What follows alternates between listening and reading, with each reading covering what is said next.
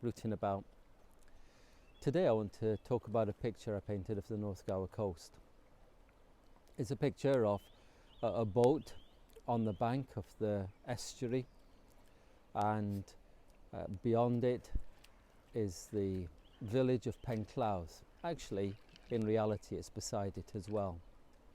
And the key point on the coastline in the silhouette is the church, Tabernacle Church, Penclawdd. I wanted to paint that just to capture the scene that's there. Penclawdd was once a very busy fishing village, and many of the people who lived in that village made their living by going out in boats fishing and by going out onto the estuary and picking cockles, then taking them just the 4 or 5 miles into Swansea and selling them in the market. Very famous place, the cockles of Penclawdd and the fishermen and fisherwomen of Penclawdd. And on that estuary also, on that salt flat there was sheep, and there still is. I'm not sure if that boat's still working.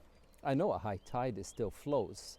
The tide comes in and it floats the boat, but I don't know if people still go out in it.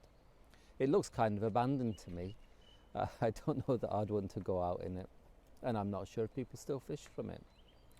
But it brought to my mind that saying of Jesus, Matthew 4. He's going along the Lake of Galilee and he sees some fishermen, and he says to them, "Leave your boats, follow me, and I'll make you fishers of men."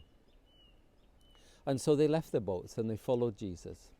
Now, what does it mean to be a fisher of men? Well, it doesn't mean that you take a net with you and you run through the town centre with a big fishing net and throw it over people. That would be utterly ridiculous, wouldn't it? What it means is you go and tell people about Jesus Christ. That's how you throw a net. You go and tell people about what he's done and who he is and what he desires. And then you see if the net catches anyone. You see if anyone is captured by those great truths. And then if they are, you bring them to Jesus Christ. You bring them to his truth and you bring them into community. In a way, that's why I painted the church in the background. It's a change of career, it's a change of desires, it's a change of aims, and the church kind of represented that. Follow me, says Jesus. We don't all have to leave our jobs. Very few of us leave our jobs, but some do.